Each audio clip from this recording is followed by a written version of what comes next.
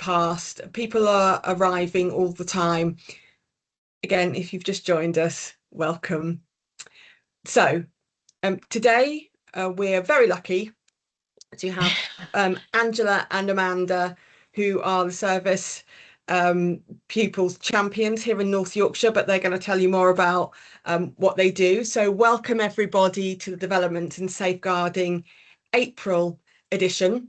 Just before we start, I've popped this in the chat already, but if you can just keep your mics muted and your cameras off for the benefit of the recording, that would be great. That means you can sit back and have some lunch should you so wish to. So yeah, we've touched upon the housekeeping already. As always, as I say, every month we have our own YouTube site. We'd really encourage you to sign up to this, because not only can you share recordings from sessions like this as well with your colleagues, or use it for your CPD, we also have other things that we're kind of dropping there all the time. So not just lunchtime learning events, different website walkthroughs, videos on changes of legislation and things like that. So when you do sign up, you should receive a notification when we put anything new on. So I'd really encourage you to do that.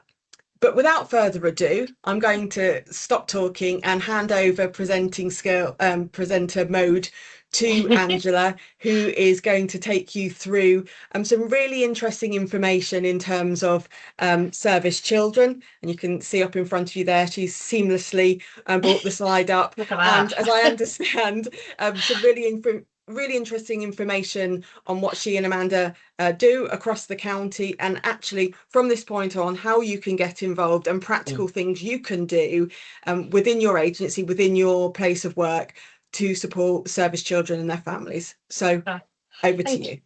Thank you very much, Steph. Good afternoon, everybody. So I am Angela Campbell. I am Service Children's Champion, and I'm currently based within Early Help Service. I've been working there for about 3 years now. Some of you may have heard of me, and I will forgive those of you who haven't. It's been a role that we've been building momentum with over the last couple of years, and really trying to increase awareness of the role and how we can work with schools and settings. And I am joined today by my lovely new colleague, who has only just started, Amanda Rosbottom, who is actually based within the early years service, and her specific remit is early years children. Amanda, do you want to say a quick hello? Hello, good afternoon, everybody. Yes, I'm Amanda Rosbottom. I'm the new Early Years Service Children's Champion. A bit of a newbie, but I just wanted to come on today to introduce myself, and hopefully I can answer some questions today. Thanks, Amanda. So I'll if Amanda thinks of anything, she's going to jump in, but if not, I'm going to run with it for now, because you know, that's what we're here to do. So hopefully you are coming today because you want to make a difference to our service children. Service children do matter, and it's really important that we focus on their needs and we learn how to effectively support them. They often face unique challenges due to the demands of military life, and it's crucial for us as educators and safeguarding partners to understand and address those needs, to foster a supportive environment. My aim is not only to help you understand the vulnerabilities, but also I always go from an asset-based approach. I think it's really important to think about the strengths that these children have.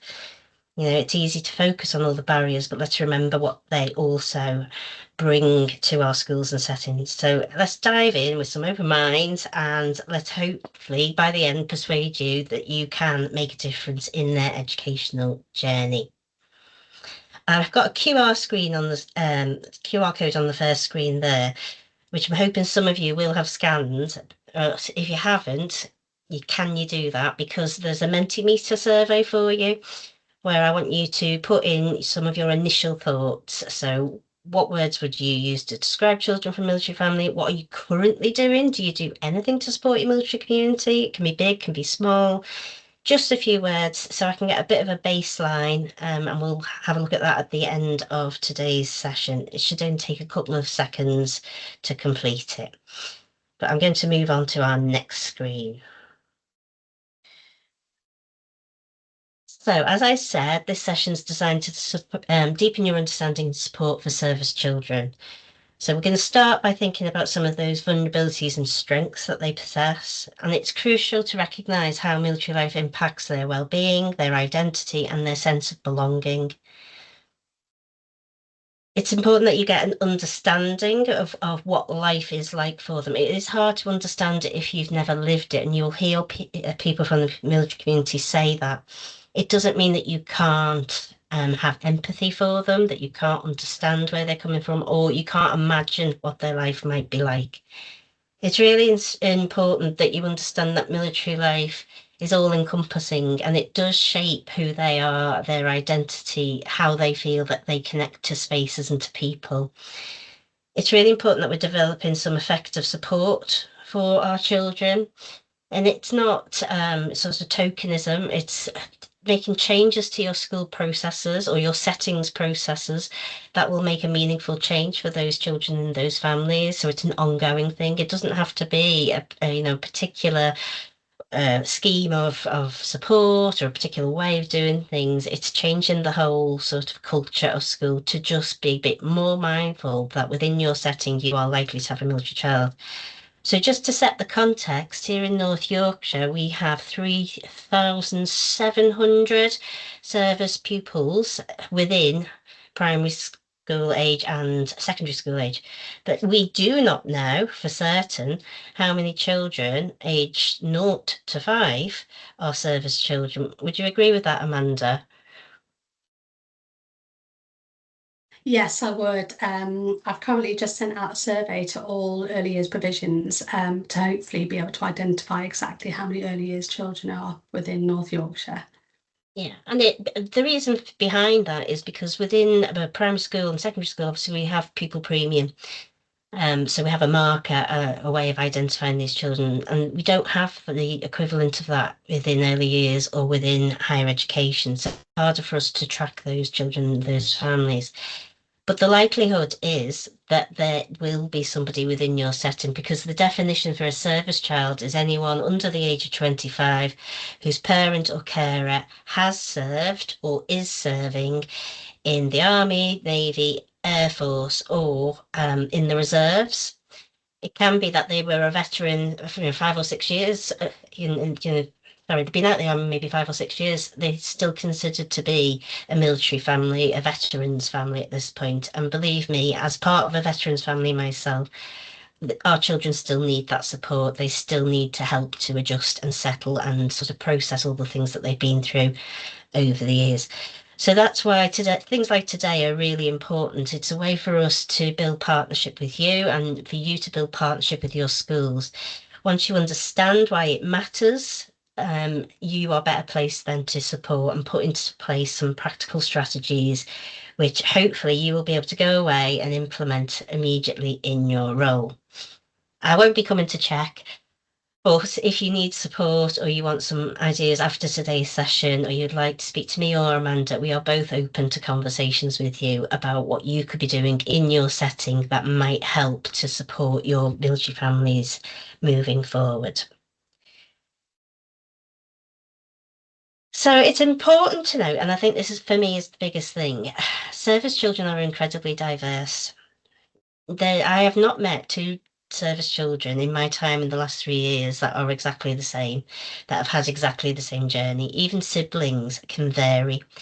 So my background is that I was a military wife. I still am. I haven't got rid of him yet. I'm still married.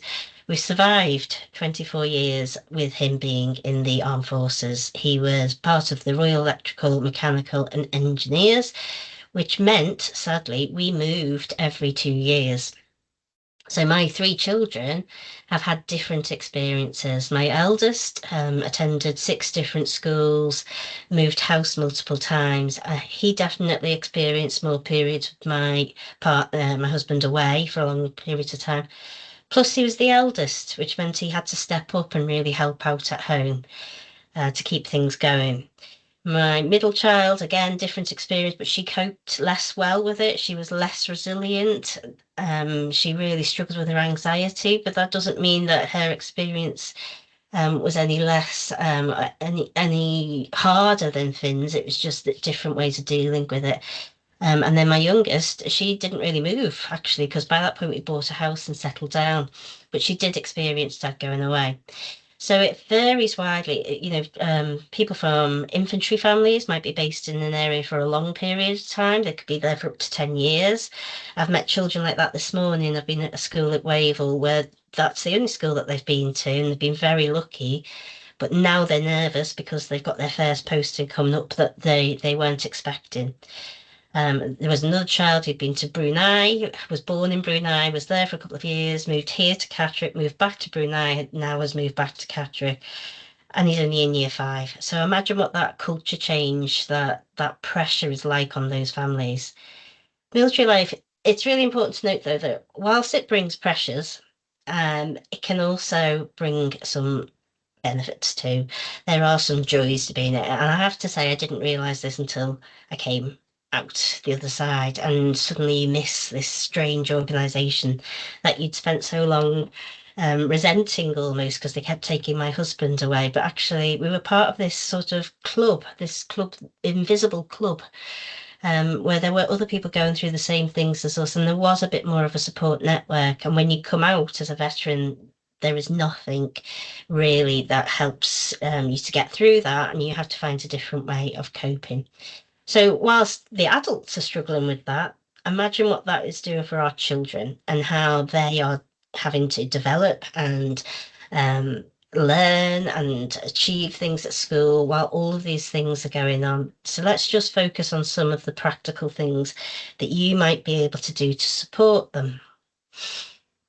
In fact, let's let them tell you. Oh, hang on, let me do one at a time though. So let's start that again.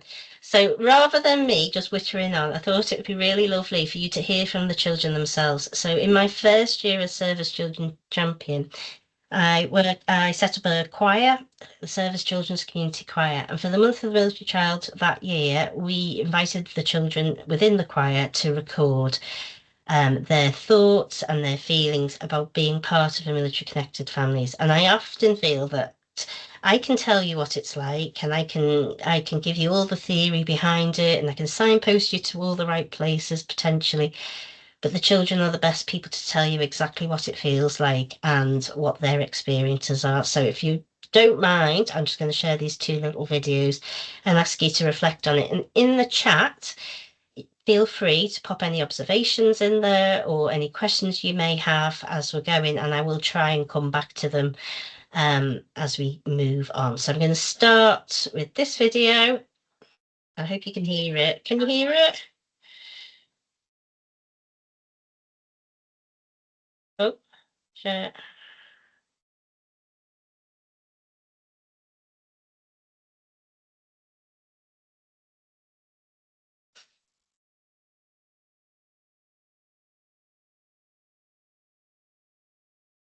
There's no sound coming through right now, Angela. Ah, right. I was just wondering if it was. Right, let me just fix that then. Okay. One second, bear with me. So it's the one where is it use list? How do I share my sound? I can't remember.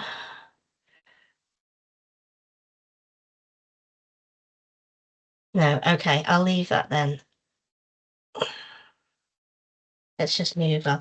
Basically, within the videos, they talk about how they had to move multiple times, how they had to keep making friends, how their uniforms would change, how their timetables would change, how some of them had made amazing friends and had to leave them behind, how they had to adjust to different ways of working in different schools, different ways of setting out their maths in different schools.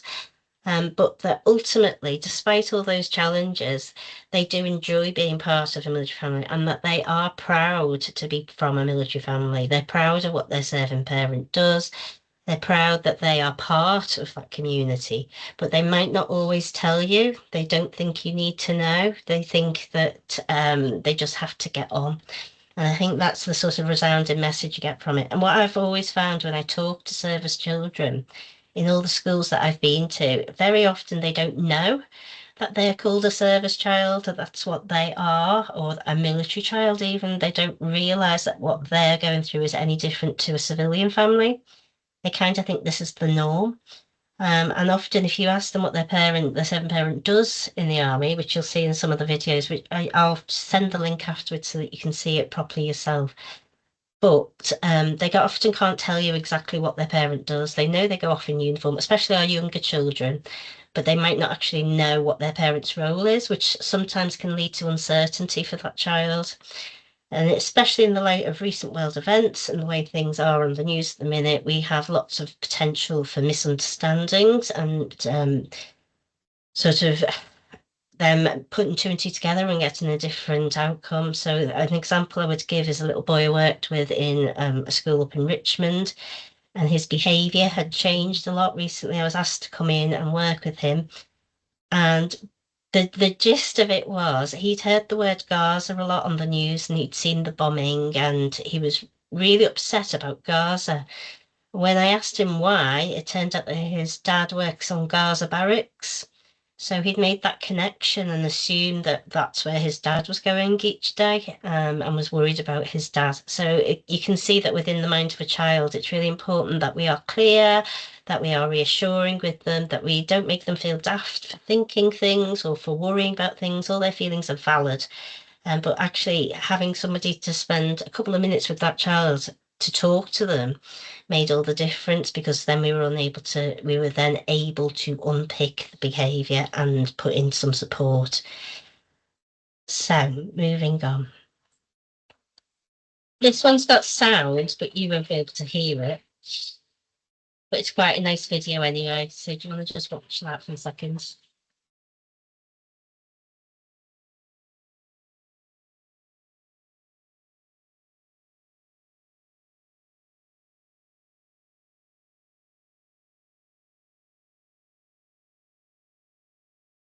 So this video was shared by a previous service children's champion, and it shows Dad coming back after 6 months away.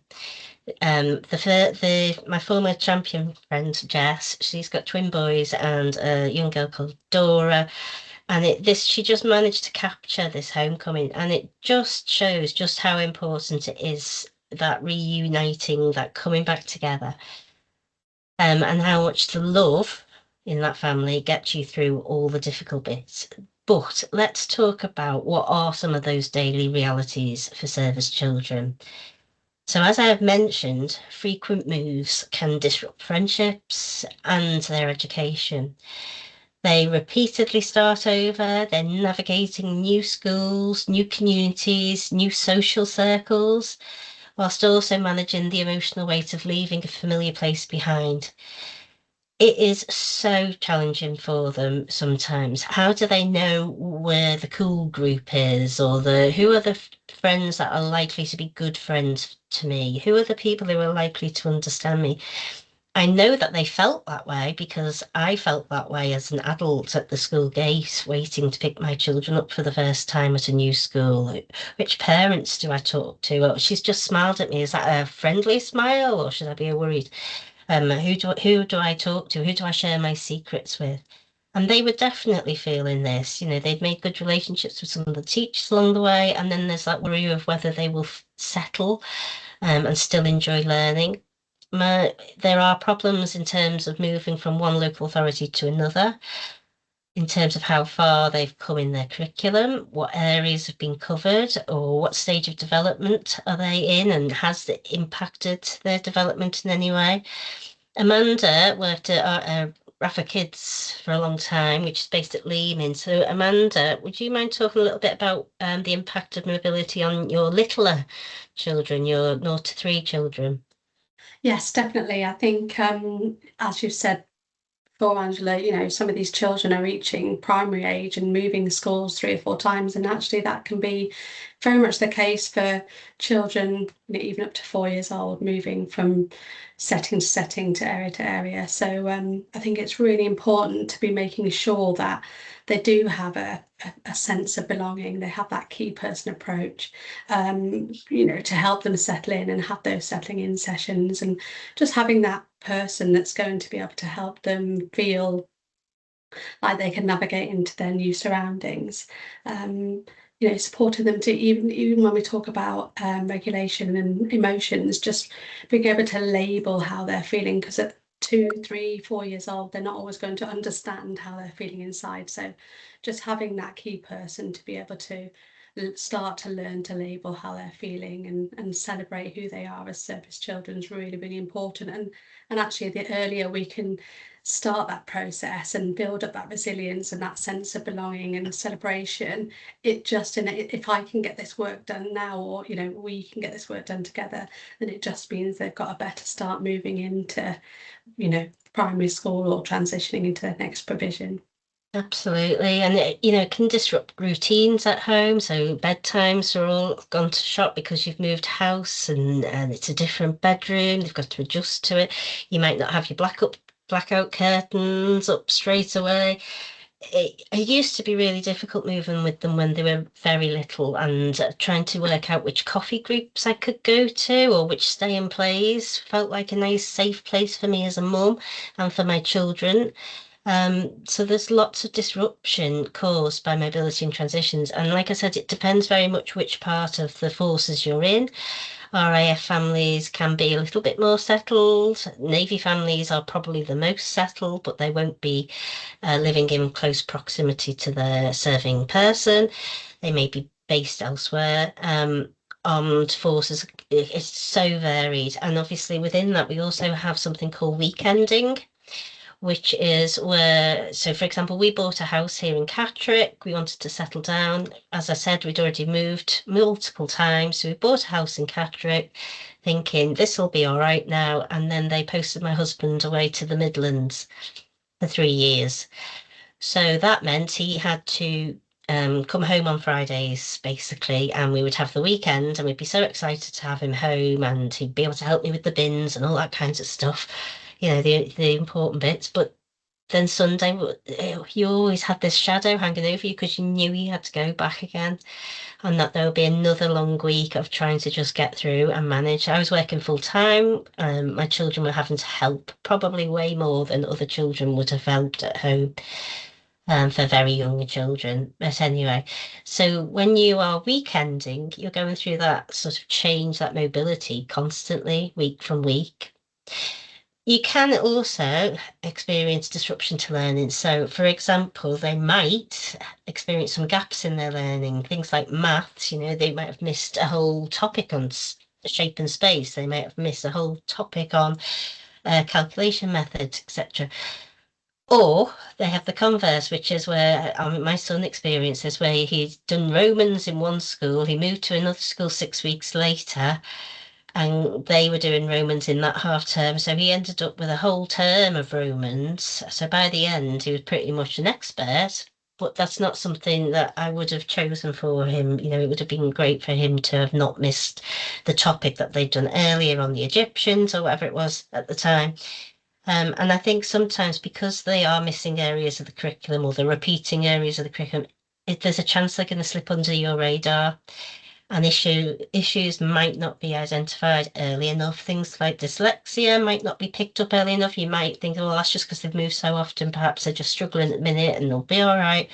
But there is that potential for things to be missed. It's really important that we're doing our assessments with our children and we're really burrowing down into what do they know and what have they missed, what can we do to bridge those gaps. Are we familiar with the word deployment? So a deployment, it can be anything from 3 to 6 months long. It can be even longer if you're a submariners family, that can be up to 18 months. Deployment generally means going overseas. At the minute, with the way the world is, we have a lot of deployments happening. So we've got people going to Ukraine, Estonia, Poland, Germany, still work going on in Kenya, and obviously within the Middle East at the minute, there will be pockets of our troops. It brings huge pressure onto a family when a partner is deployed. Everything changes, and the weight of responsibility is placed on the parent who's left behind to keep going, to make sure the children are still in their routine, to make sure they've done their reading every night, or they've done their phonics, or the nappy changes, the feeding, everything falls on that one person. And when you're part of a military family, you do not live in close proximity to your mum, your dad, your sisters down the road, your wider family network. So when we're talking about networks, a military family doesn't really have one. You are focused inwards usually. We support each other within that family. My network was friends that I met along the way. Maybe if I was lucky and I met people I could trust, they might be able to help me with the children. But on the whole, it wasn't that way for me. So if the children were ill, if the children were struggling with something, it was me who was having to deal with it. When Orla was anxious every night because Dad was on deployment, it was my bed she was getting into every night. It was my sleep getting disturbed. It was me worrying about her.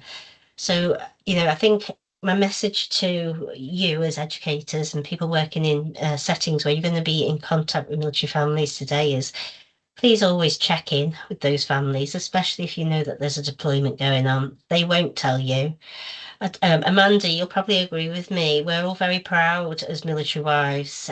You tend to keep going, you put the brave face on, you mask a lot, you smile, you say everything's okay. But at home, things are really hard work and you're just trying to keep going. Would you agree, Amanda? Definitely. I think being a military wife and raising children in the military world too, I think sometimes it's a certain expectation, or you hear the quotes, well, you married into it, you knew what was going to happen.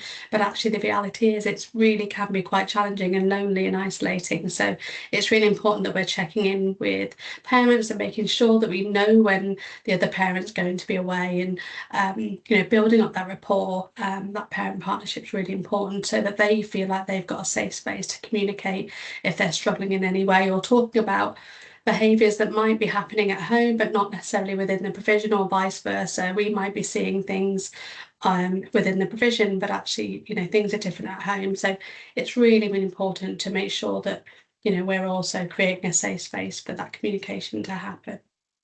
Absolutely. And actually, going back to what I said before about being the new parent at a setting or at a school, I mean, in the early days of a new posting, quite often the only adults that I would have spoken to in that day would be the teacher.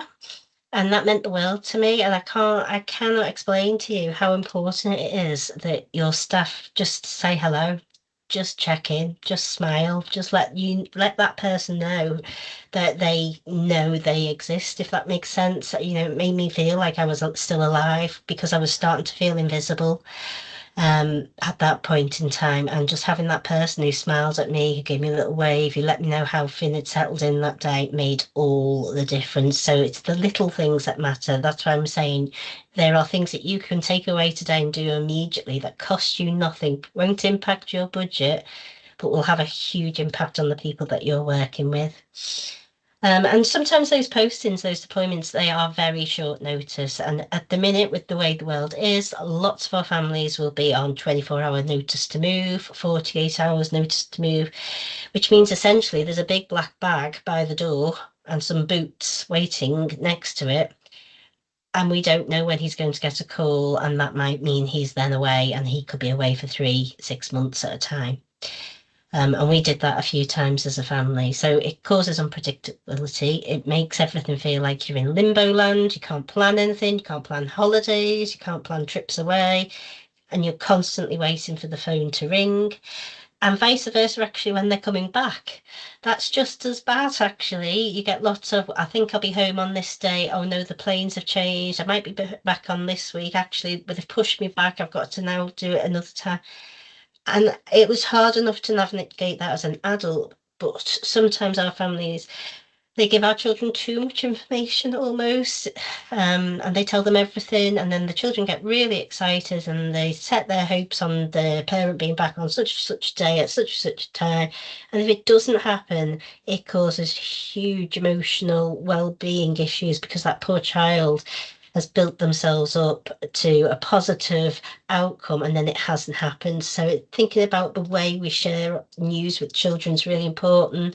What information we share with children, it's important to be reassuring, but also to not build their hopes up too much. I hope that makes sense. So it's really about getting a balance. And for me, one of the most important parts of my role as a Service Children's Champion is helping children to get a sense of identity and to feel like they belong to a bigger picture, because I feel quite often they don't feel like they belong anywhere, that they are like that dandelion seed blowing on the wind. They're just bobbing around from place to place, staying there short term, moving on again, and nobody would notice. But that's not true. When they're here, when they're with you in your educational setting or your nursery, they matter. And it's important to make them feel that way, make them feel like they belong and that they are not alone.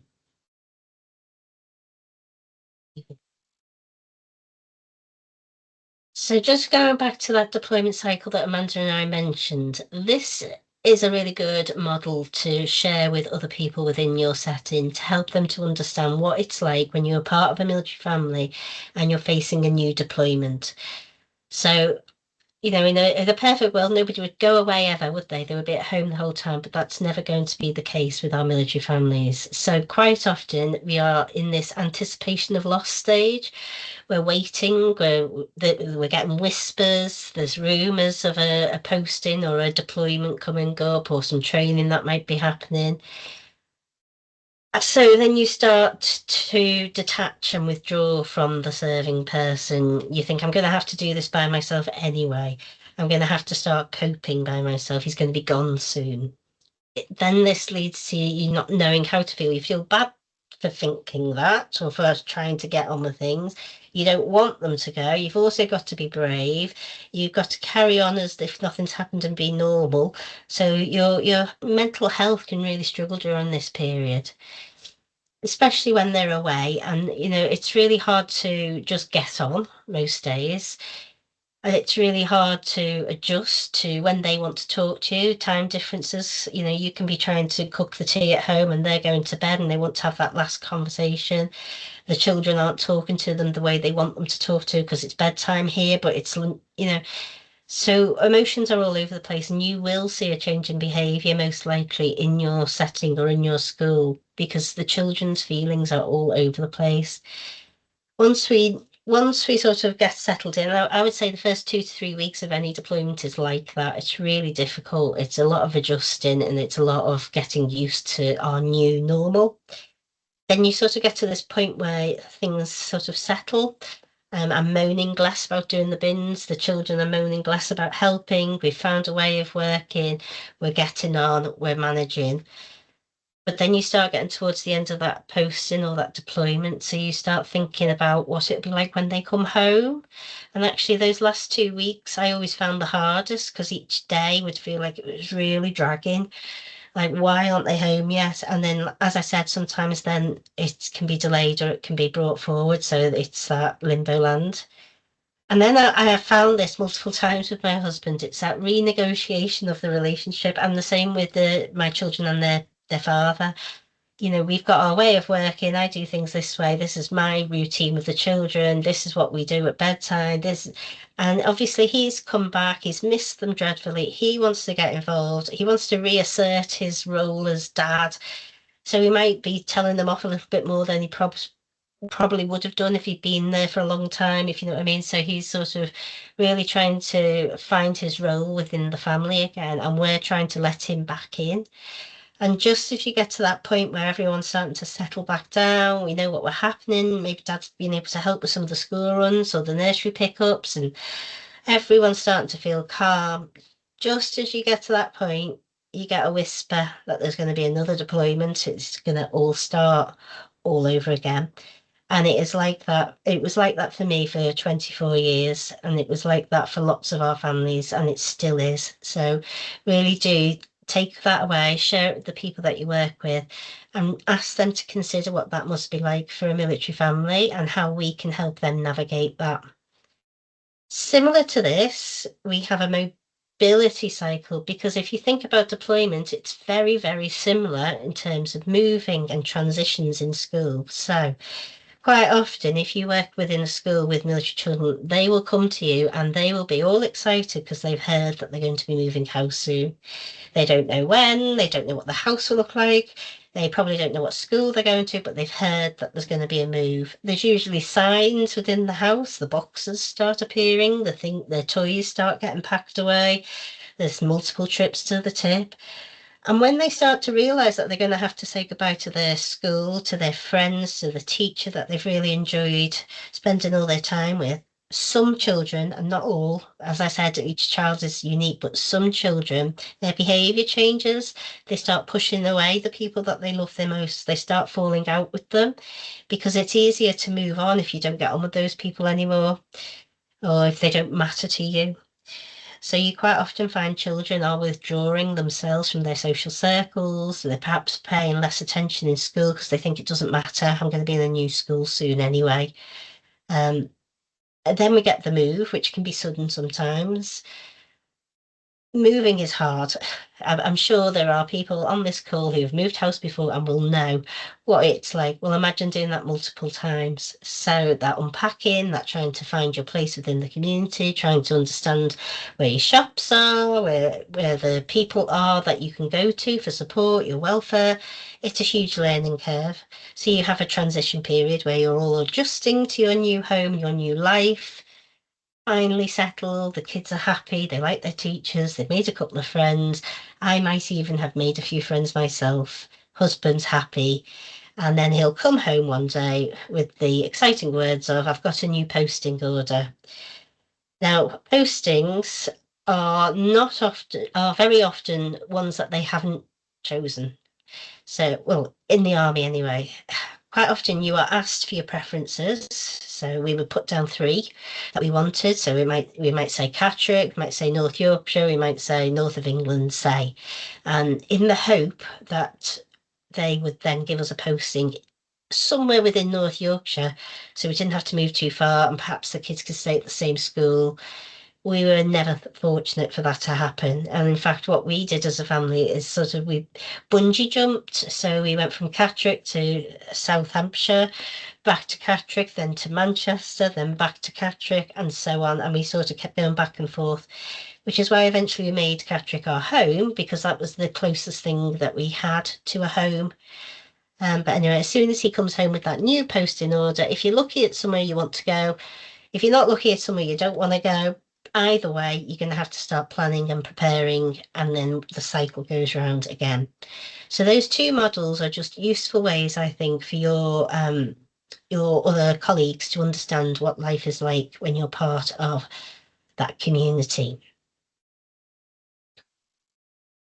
So how can we support children, especially in the early years? And I'm going to ask Amanda to help me with this bit, because Amanda's more of an expert in this field than I am. I can talk about my own experience as a mum. Obviously, I've navigated those bedtime changes, those routine changes. I've helped the children to stay calm, and there's things I've done over the years that may be helpful for other people. But Amanda has worked within a nursery, within a military base, and I'm pretty sure she can give you some ideas on how you can support your children in your setting. Oh, I don't know about expert Angela, but I'll try my best. You can try.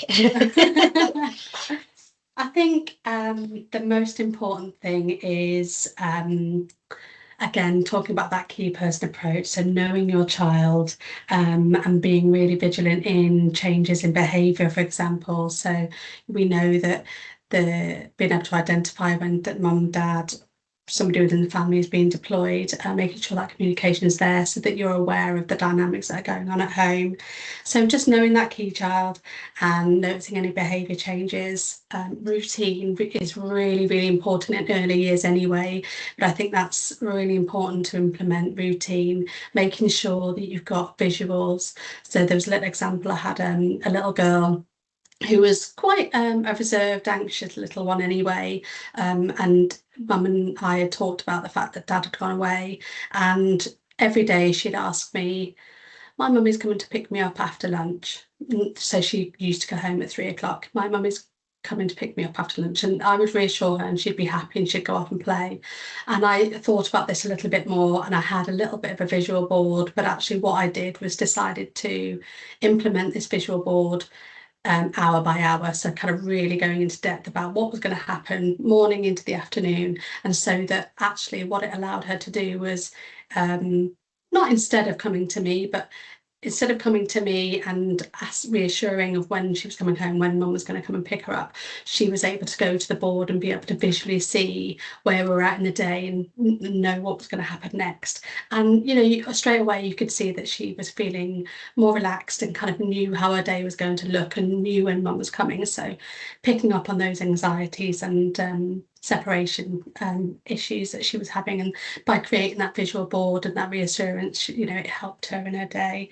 So it's just tuning in and really understanding that child, sense of belonging, following their interests. So a child might love dinosaurs, and just implementing lots of learning around those dinosaurs and following in their interests just allows that conversation, that interaction, that scaffolding in their play, and just gives them a real sense of belonging and that you're noticing the things that are important to them.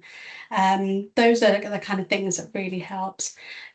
Lots of work in, again, I know that probably lots of us in early years do lots of work around regulation, just creating those sensory baskets for the babies and toddlers, creating a sensory space so a child knows that they can go there when they're feeling overwhelmed, for example, and just having a safe place to go and read a book.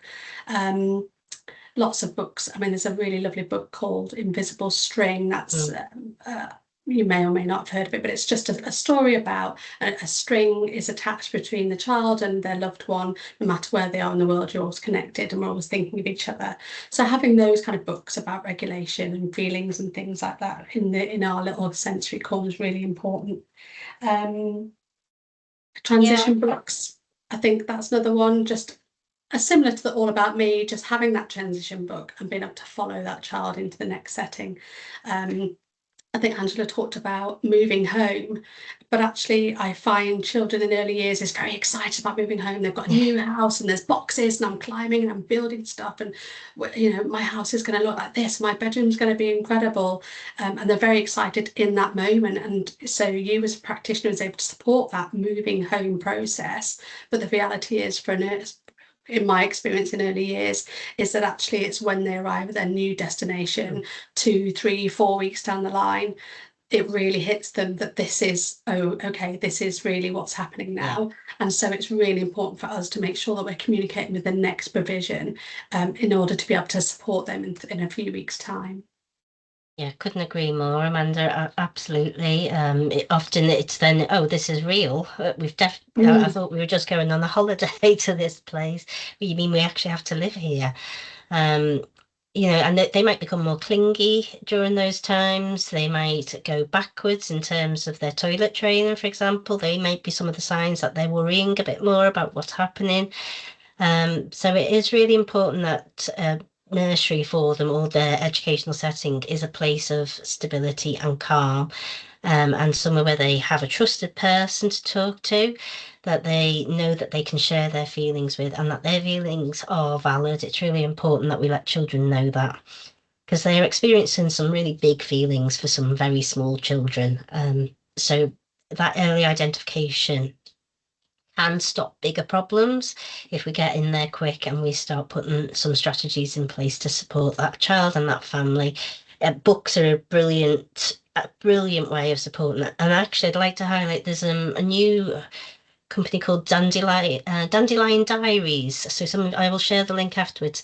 It's a fantastic resource. She does personalised sort of social stories for children to help them understand what's happening to them, where they're moving to, where their dad is, or where their mum is, or what their role is.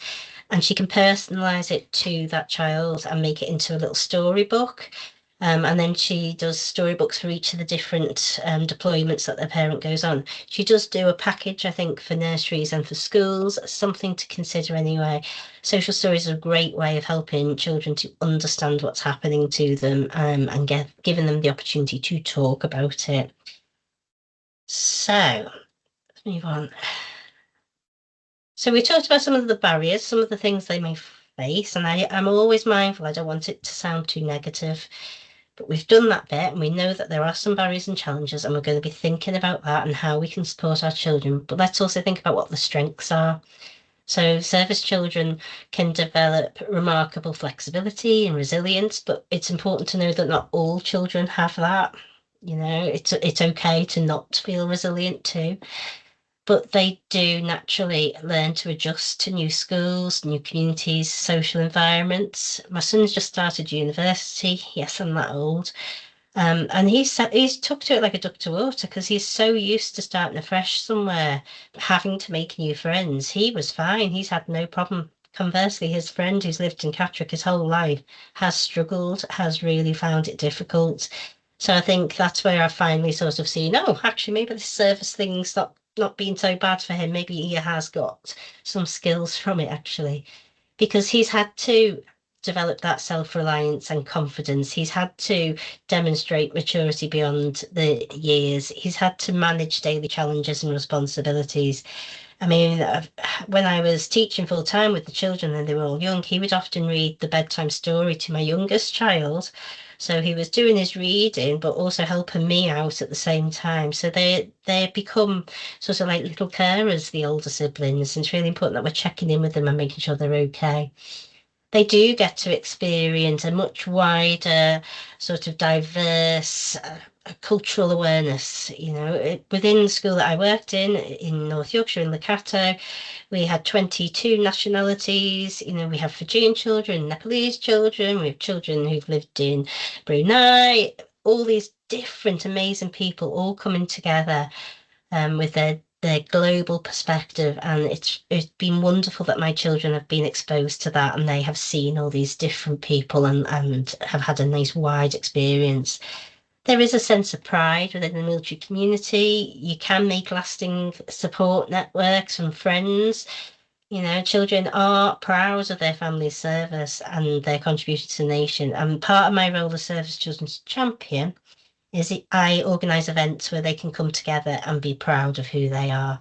We have Armed Forces Day for Children in June, which is a fantastic day. They get all creamed up, they climb over military vehicles, they do assault courses, and it's just joyful to see them be proud and be able to say, this is what my dad does, or this is what my mum does, or I've got one of those in my house. My dad let me has a go at that, or wear his helmet, for example. So it's a lovely way for them to be proud. We always encourage civilian children to attend as well, so that they can get that sort of integration and understanding of what their military friends are going through. And I think actually our service children they learn quite quickly how to show compassion for others, to develop emotional intelligence. They're quite good at picking up when other people are struggling or when they're worried or when they're new, or they'll understand what's happening within the family.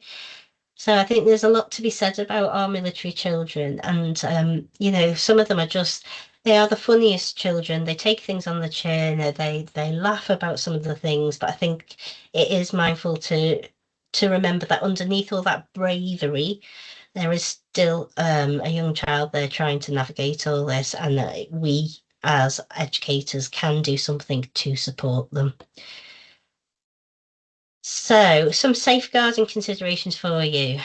So, sometimes, as I've just said, children mask their feelings because they want to protect their parents, or they don't want to look like the odd child out. They don't want to be different. They just want to go under the radar because that's much easier. So you need to watch out for signs of withdrawal, anxiety, or perhaps where those children are becoming carers during deployment cycles. Are they tired because they're having to get up in the night to help the baby? Are they tired because they are having to help more and more at home with the other children?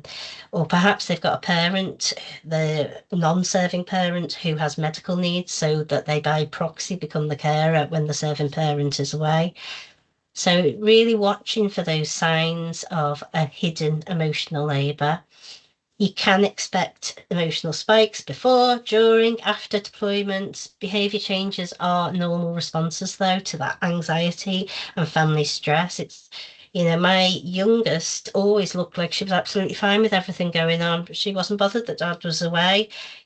Teachers noticed absolutely nothing different about her. She was absolutely fine, until every so often it would result in a complete and utter tearful mess. Something tiny would have tipped her over the edge, and then it would all come out about how she was fed up, she missed dad, she wanted him home, and she didn't have, you know, she couldn't talk to him, she couldn't do what she wanted to do with him anymore. And I thought she was okay, and I'm her mum. So it's really important that we are really aware that they are going through these things. And finally, my worry sometimes is because they move so frequently, can they fall through the gaps? You know, stigma as a military family, you don't want to be the family that goes to the welfare. You don't want to be that wife that keeps going into the office. So they will hide what's really happening because they don't want to be the problem family. You know, and probably sometimes those families are also with you for 18 months, less than 2 years. So you might not have the time that you would normally have had to get to know that family and what is their normal and what is abnormal for them. And, you know, is the information following the child quickly enough? Are patterns being recognised? So it's really important that when those children are in your care, in your setting, that you are really on top of the record keeping and that you are really secure in the way that that information is traveling with the family to the next setting so that, you know, other educators can then help us to safeguard that child.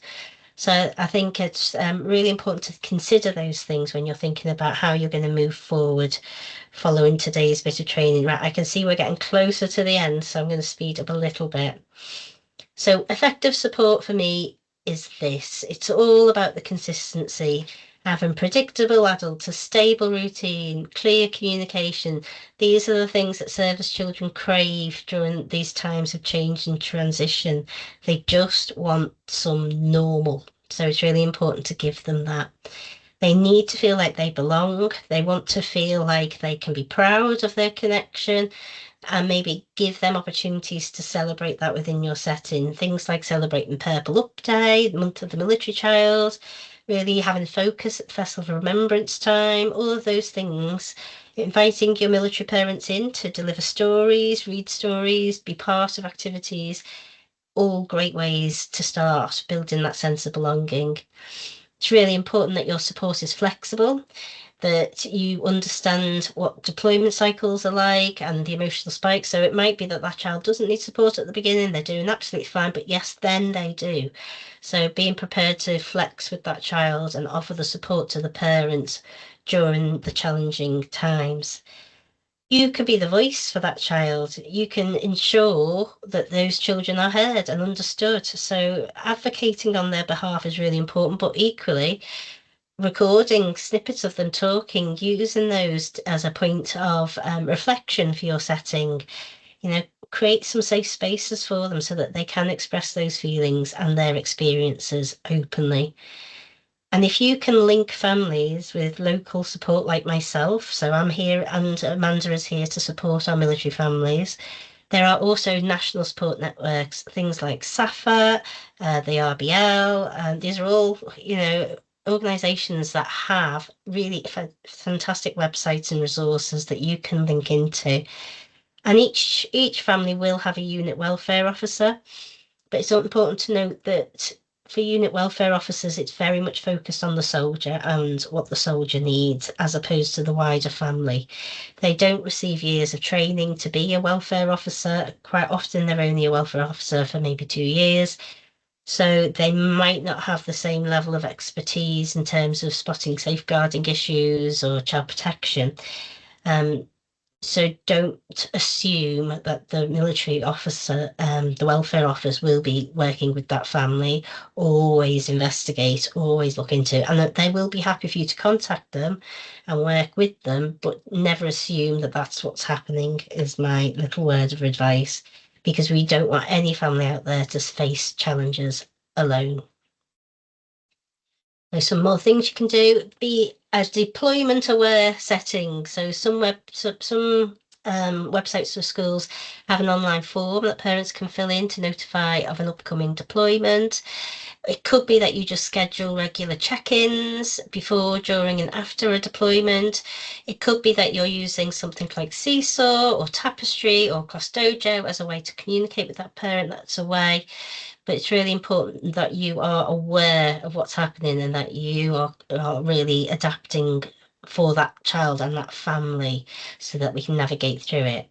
Transition Passport are fantastic. Really think about what information is captured at your setting when they're preparing to move, so that the next setting is in a place where they can pick that up and run with it and really get to know that family and make a much smoother transition. Amanda mentioned about the key worker system, having a consistent named adult, building that trusting relationship, not just with the child, but also with the non-serving person. It provides stability. It gives them someone to turn to during times of change and uncertainty. Some schools and settings like to establish groups where service children can connect with each other. This can help to build belonging and reduce isolation, but it's not a must. You don't have to have a military kids club, because not all military kids will want to go to that. Some prefer to not be identified as such. So think about bigger things that you can do that support everyone and actually support your civilian children too. That being more aware of what's happening at home, having a key worker system, preparing children for change, or giving them a safe space, or helping them to express their feelings. So that's going to catch everybody. That's going to help everybody within the setting. And a bit of a plea, I don't know if you know, but April is the month of the military child, and in lots of schools across North Yorkshire, they are celebrating, which is fantastic. It's just a really lovely way to help the children build their sense of identity and pride, and it helps the wider school community to understand school life. I do have an assembly that can be shared. Right, I am getting to the very end now, so I'm just going to say thank you very much for attending today, because partnership working matters. When we all work together, it ensures that children don't fall through the gaps. Amanda and myself are both available, both happy to assist and signpost and talk to you if you would like some advice. But it's really important that we recognise that everyone matters in this and we can all make a difference.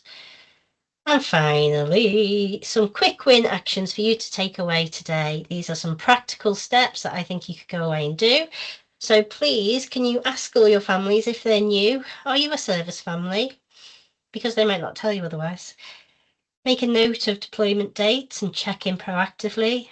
Provide a consistent adult for the child. I'm not saying a one-to-one teaching assistant. I just mean that there is a point of contact within school that child is aware of. So some schools have service children's advocates and they provide that sort of support. I'm not talking about one-to-one sessions. Use of visual timetables and social stories, as we mentioned. Build a relationship with myself and Amanda. I run the Service Children's Network. That's once a term online, where we deliver some free CPD. I give you lots of local and national updates.